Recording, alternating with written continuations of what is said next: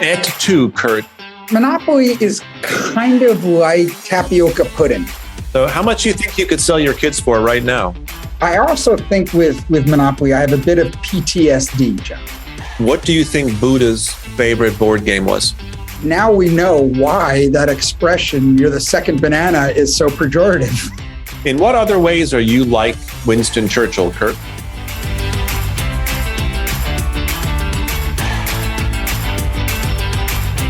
A jolly good hello to all you listeners out there in Smart Drivel land. Your co-host Kurt Schneider here with John Ellenthal. How are you, Kurt? I am Jim Dandy today. By the way, do you think that is J-I-M Dandy or G-Y-M Dandy? I always thought it was J-I-M Dandy.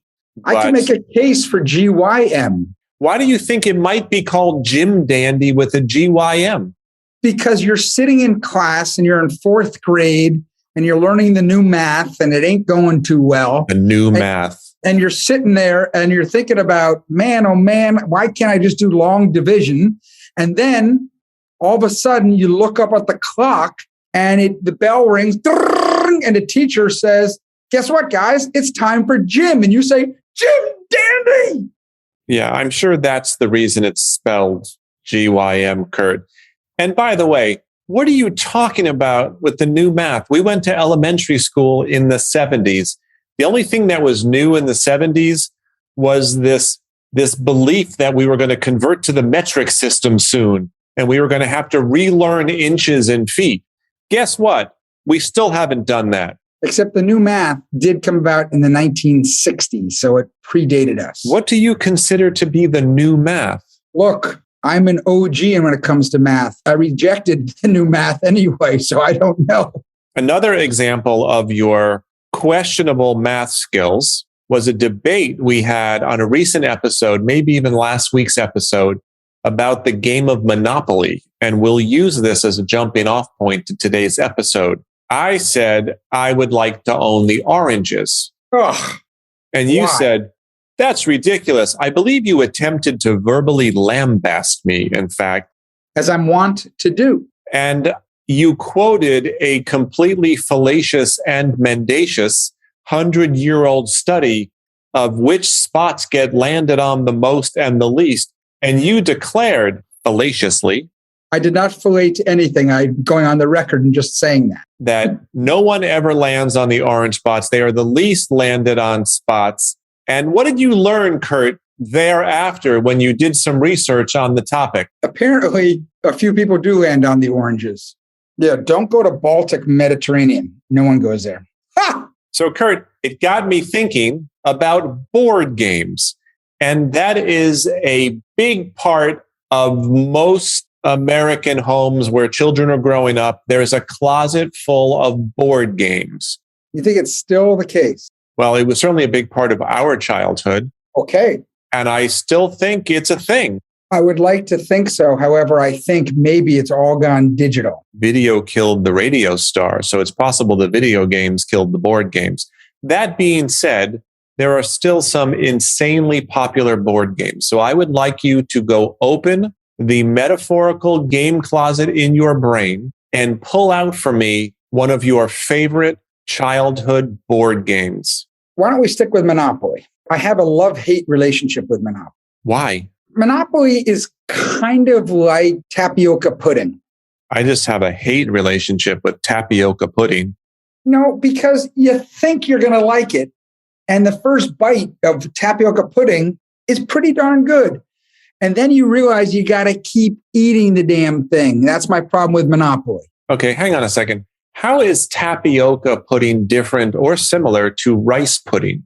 I think they're one and the same. And why would that be the basis for a pudding? Pudding, if you go by the English definition, is actually not really dessert, right? It's like ham pudding and salami pudding. It's anything that's got breadish in it in a casserole dish. Is your favorite English pudding spotted dick? No. But by the way, the expression... It is insanely popular in England. Yes. That's a dessert. Okay, so let me try to tack you back from your mixed emotions about tapioca pudding and how your emotions shift from one spoonful to the next and relate that back to Monopoly, which is the subject of this conversation. Right. Sorry. So in theory, Monopoly, awesome, right? It's a treasured part of our lives. It scratches a nostalgic love itch. And it's just something that's terrific that you think Monopoly, rainy days and fire and sitting around the table with your family and you're all happy. And then you sit down and play. And 2 hours into it, you're like, holy crap, I'm still playing this darn game. All right. So we've dealt with the issue of your attention span in many of our episodes. And while I'm not qualified to draw this conclusion, it is likely that your attention span is below average in length. Now, I don't say that to be mean, because I think I fall into the same category, but you have taken issue with the length of the song of Freebird and other long songs. So you're a quick hitter, Mr. Jim Dandy. So I also think with Monopoly, I have a bit of PTSD, John. Why is that? My brother used to cheat in Monopoly all the time when we played. So he won every single time we played. And he'd always say, come on, let's play again. Let's play again. Who was the banker? My brother. Uh-huh. So you think he was dipping into the till inappropriately? Yeah, 5 honeys and the hundreds and without me looking. And he kept giving himself more money and he always won. Is it possible that you lost fair and square, but to rationalize losing to your brother, you made up this story about him cheating? No, he came clean about 10 years ago. So he waited until the late 40s to let this big one go, this family secret. Yep. I wonder what the 60s are going to reveal about your brother and his relationship with you. It was a very convoluted childhood, man. Oh, my goodness. Stuff there. Well, I haven't played Monopoly in a very long time, and I agree it does take a long time. And when someone says, do you want to play Monopoly, which hasn't happened in a long time, you're like, it's kind of similar to like when you load a video on YouTube and you see how long it is. And if it's too long, you're like, you know what? I'm sure it's very good, but not for me. That being said, it's a fascinating game because, it really does represent the American capitalist system and gobbling up land using borrowed money, extracting rent from everybody who comes by, and ultimately trying to win at someone else's expense by destroying them, making them bankrupt. So I will say it's kind of fun when you're crushing someone and they land on your place with a hotel and they owe you like $1,000 and all they have is 200. You say, I'll take your 200 and I'll take that Monopoly of yours. It's so much fun. So I think one of the interesting things about Monopoly is also the fact that the person who was given credit for inventing Monopoly, one Charles Darrow. Was he Clarence Darrow's brother? No relation that I'm aware of. And if he were his brother, I think that would be part of the story behind Monopoly, don't you think? Scope's monkey trial lawyer. They would say Charles Darrow, Clarence's brother.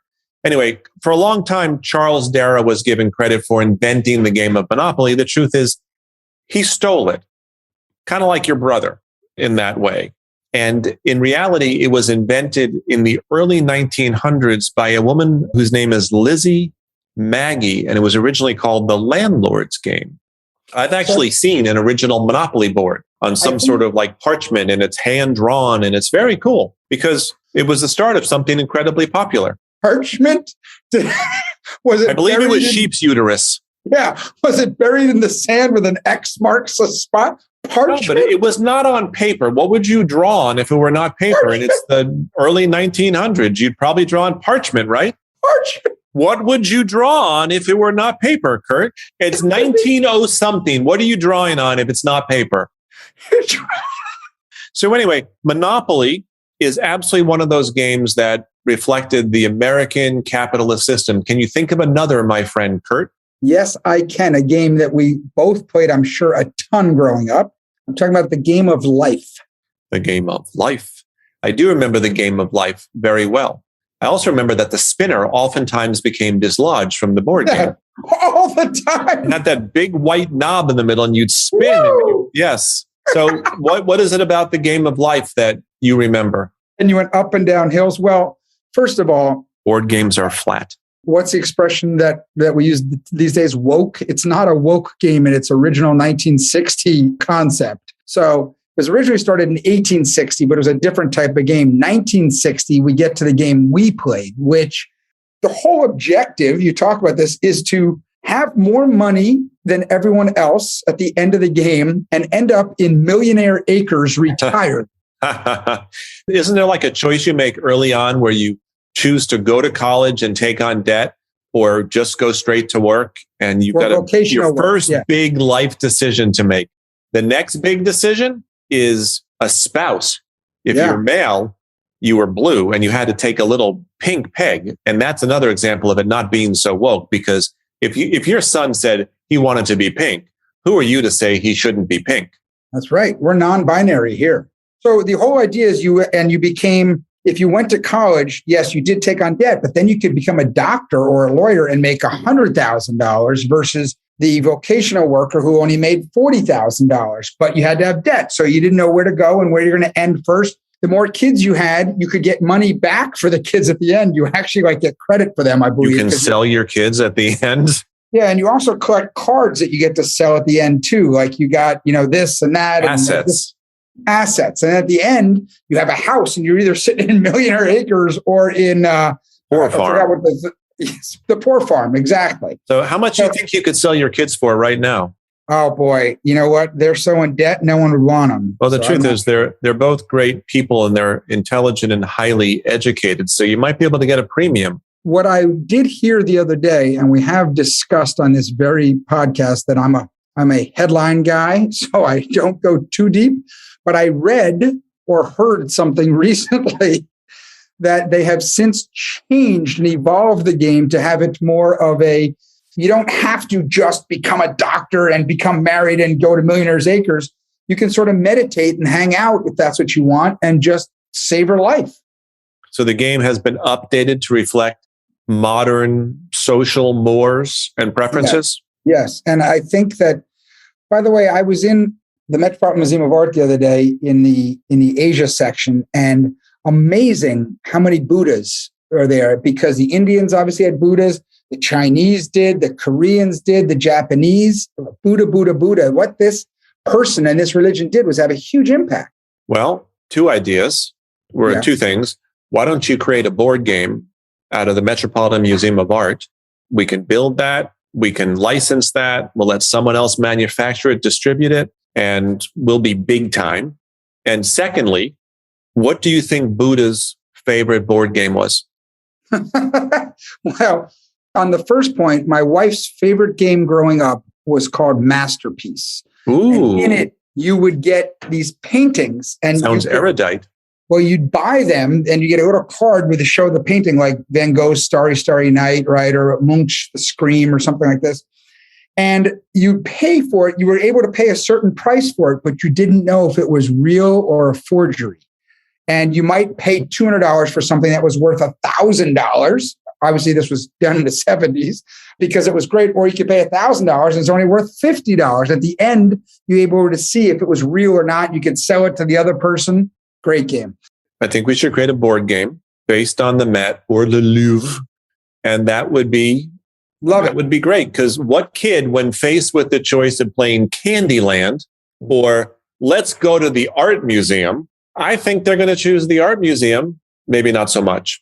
I think that, by the way, Buddha's favorite game was Zoom Schwartz Perfegliano.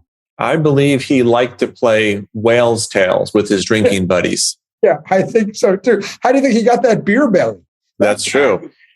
You probably just insulted half the world by referring to Buddha as a fat guy with a beer belly. In any event, leaving the desire to completely obliterate your opponent aside for a moment, I learned something really nice about the backstory for Candyland.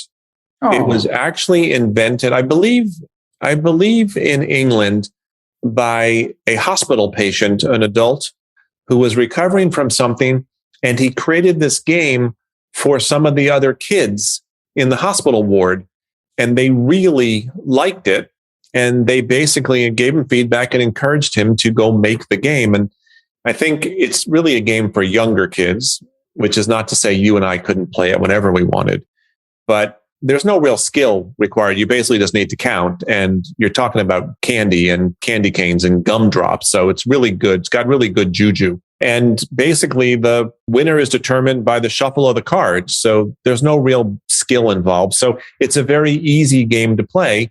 But I wanted you to know that was born out of a hospital. So I did not know that. Don't you feel all like fluttery now? I do. You know what popped into my head? Mary Poppins, a spoonful of sugar helps the medicine go down. I'm thinking maybe there's something similar to that. Don't make me start reciting all the lyrics from my favorite things again, like last week. The other thing is juju. Isn't that a candy? There are juju bees. Didn't that stick in your teeth? Yeah. So they absolutely do. That's a very good memory. They sort of like were gumdrops, but they were small and much tougher. And you actually, there's no hyperbole here. I once ate juju bees in an effort to pull out a loose tooth. Yeah. And it worked. Those were hardcore. It stuck to your teeth. You had to peel them off. Yeah, it was really hard to chew. But what was the theory behind that one? I have no idea. Maybe they were cheap to make. But getting back to Candyland, so I know a lot of games always had ages on the side, better played for ages 8 and up. I like the and up part because that means we get to play them forever. But Candyland is probably 4 to 8, though. I wonder if it went up. Well, perhaps one of our listeners can tell us whether there was a maximum age on Candyland. But considering that kids like to play with their parents, especially at that young age, I'm not thinking they capped their target market and discouraged people from playing their game because they were too old. I know you can't go on Space Mountain if you're not tall enough. And there probably was a maximum height too, because you could smack the shit out of your head on some of those rides at Disney World. Not that I've been there in a million years. Well, and I worked for Disney, and I might have mentioned this on this podcast. I don't know. But one of the scariest rides that I ever did was when you did Space Mountain with the lights on. You know why? Oh, you see like a lot of beams and girders and You think you can get your head chopped off. So I've done it with the lights on numerous times, and that's scarier than with the lights off. I remember mid-70s, Space Mountain couldn't have been more than a couple of years old. We went down to Disney World. We got on Space Mountain. My father was sitting in the seat in front of me, and I thought I saw, like a girder or an I-beam coming, and I thought my father was going to hit his head on it, and I screamed at him to duck or something. And I think I scared the living shit out of him. And he stood up to turn around to say what? And then hit his head. Speaking of rides like that, we went to Jurassic. We went on the Jurassic Park ride at Universal when our kids were young. I think my older son was probably 4 years old, 5 years old. And we went on the log ride, Jurassic Park, dinosaurs getting. And it was notable at the time because it was like the second largest flume ride drop in America or something like that. And they would take your picture at the moment when you start to drop so they could sell it to you. And we have that picture because the look on our son's face is fear personified. He is so terrified by what's happening. I hope he's not scarred, but it is a great picture no matter what. One of the upsides or downsides at working at Disney. Tapioca and Monopoly. You're all about upsides and downsides. Do you ever purely like or dislike something? No. Exactly when they're going to take those pictures. So for Tower of Terror and for the Splash Mountain, exactly. So we have many pictures of 3 people in my family with shock on their face and me giving a wink to the camera. Used to drive my kids crazy. That is one of the many benefits of working at Disney. So board games, also departing from the let me destroy my opponent, the game of Clue.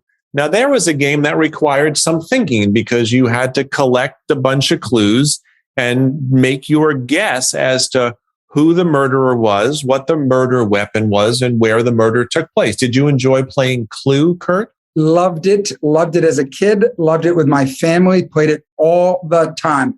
When I was a kid growing up, I was always Professor Plum. I don't know, but towards my later life, I started becoming Miss Scarlet because I thought she was better. But my issue is, and you kind of addressed it earlier on in this podcast, this episode, when you talked about how I don't have the biggest attention span. I too love Clue in theory, but it drags on a little bit. And so I tend to make an accusation pretty quickly, maybe after I get one or two. Yeah, you're very good at extrapolating those. So how did that work out for you, Kurt? Well, in my younger age, not too well. And I think I'd sit around and wait. In my older age, it allowed me to go get another beer out of the fridge because I was knocked out. My most enduring memory of the game of Clue is not the board game itself. It's the fact that in the mid 80s, they turned it into a movie, it was a dark comedy. And it's a really good idea. But the part that was most notable about the movie Clue was they actually filmed 3 different endings. You remember that? And you would not know in the theater which ending you were going to see, which kept everybody guessing. Because otherwise you film one ending and they're like, okay, Colonel Mustard did it but they kept changing the ending to keep the audience sort of on the edge of its seat, Kurt. Very clever. That was probably ahead of its time. I wonder if other movies have done that in the past. I'm sure they did. I can't think of another movie. I mean, I think when DVDs came along, they started including bonus footage. You got to see other endings that may have been played around with, but not endings that were released, full theatrical release. I think there were some plays that did that, didn't they? That had a different ending. And is it Yes. In one ending, the Black Plague didn't kill anyone. It just planted posies for everyone to pick. That's a lot of alliteration there. Planted posies to pick. I looked up once the term kit and caboodle. I don't know why, but I was probably curious where that came from. And the original term, believe it or not, was actually kit and boodle. But since Americans like to alliterate so much, we turned it into kit and caboodle. So we are alliterators. What is kit and boodle? Is kit like your kit, like when you play rugby, your uniform, your kit and soccer? Your uniform. I don't remember what it meant. I just remember that part, that we turned it into kit and caboodle. Just so you know, Boodles, it was Winston Churchill's favorite gin. What was his favorite vodka? Like me, he was a gin person. In what other ways are you like Winston Churchill, Kurt? I don't mind a cigar. I like to lie in bed for a long time. Are you a bather or a showerer? No. He was a bather. A shower. I love to hear myself speak. I consider myself a decent orator. That's the list. That's about it. Okay, well, that's not a bad list. Yeah. So you told us who you typically were in Clue. And I know we left Monopoly a little while ago, but what piece did you choose as your Monopoly piece? Well, I eschewed the popular race car and battleship. And I was the race car. Of course you were. I could never get the race car. Hang on a second. What do you mean, of course you were? Because that was the cool piece, and you were probably a cool kid.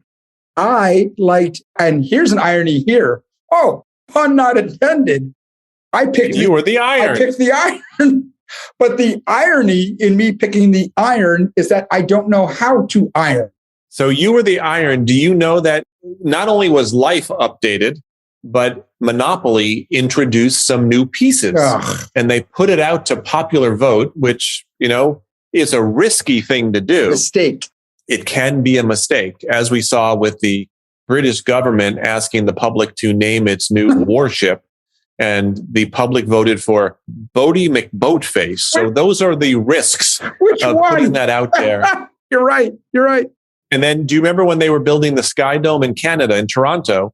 That was another one they put out to popular vote. And obviously they chose the Sky Dome, but I remember 2 other candidates. One was the Pierre Trudeau. Oh, nice. The then recent prime minister, and the Condome, which they probably couldn't have chosen unless they got Trojan to sponsor it. Imagine the Trojan Condome. That would be great. Well, especially when they were erecting it. Ooh. Anyway, do you want to know what the new pieces were? Yeah, probably something that's like, everyone gets a participation trophy. I wonder if the trophy would have been a good piece. Anyway, there were dozens of candidates, but the T-Rex became a new piece recently, in the last couple of years. The penguin, having nothing to do with Batman, of course. And this would probably be your choice moving forward if you were to play Monopoly again, if you could get over your ambivalence. The rubber ducky, Kurt, is now an official Monopoly piece. Okay. All right. I talked about this in other episodes. Leave well enough alone. Why keep pushing? Well, you talked about the need to update life. True. So Well, how does it apply? And by the way, so I know why, because sometimes it's appropriate and sometimes it's not. exactly. Like the first bite of tapioca, okay. Right. The next bite, not so hot. Exactly. I'm detecting a theme here. Kind of like bananas. First one's delicious. Second one in a row, horrendous. Why would you eat 2 bananas in a row unless you were making a banana split with too many bananas? Because sometimes your first banana is so good. I don't think I have ever had a second banana immediately after a first banana. Now we know why that expression, you're the second banana, is so pejorative. There you go. The second banana is very good, Kurt. So we are running out of time, but I did want to talk about that's sad. I know. We've already talked about a few board games. I want to talk quickly about the game Stratego, which again, my brother and I played all the time. Hey, he won a lot. You sunk my battleship. Battleship, fantastic. So Stratego and Battleship, similar. I think Stratego had more strategy than Battleship. Ergo. Because it had all these different pieces with these Napoleonic illustrations of soldiers on them, and you had to capture the other's flag and move forward. I loved Stratego. Battleship, very much fun. We can't go with any topic of games without talking about Scrabble, probably the greatest board game of course. Ever. One of our favorite board games because we both love words and you have a wonderful vocabulary. You know, one of the ways it was invented was anagrams were popular, but they weren't that popular because you couldn't keep score. So the guy who invented it said, how can I take anagrams and make it into a game where you can keep score? It's a thinking person's game. I almost said a thinking man's game, but I updated my lexicon in the spirit of life and life today. We probably, before signing off, at least need to acknowledge the incredible popularity of the game of checkers, which, believe it or not, was invented in 3000 BC. And that's a long time ago, Kurt. Where? I believe it was invented, Kurt, in the capital of Mesopotamia from way back when, where the Ishtar Gate was. And then, of course, there's the granddaddy of them all. Right, the pogo stick. The most popular board game of all time. The pogo stick. Actually, Connect 4. Yes. And I just want to acknowledge chess, which, of course, has been popular since like the 1200s. And while I do not play chess, I am proud to announce here that I do know how all the pieces moves, which is the complete depth of my knowledge of chess. Do you play chess, Kurt? Nope, and I don't know how they all move, so you're better than I. Okay, so there you go. And what about Trivial Pursuit? Before we get there, but of course, chess has had a bit of a resurgence this year because of the great, was it Netflix show? Yes, The Queen's Gambit. Yes, excellent. And of course, one of your all-time favorite games is Trivial Pursuit, eh? Yes, never lost. Never lost, which means that you didn't need to fabricate a story about how your opponents cheated. No, but the only time I came close to losing was to my mother. And she got for her to win the game.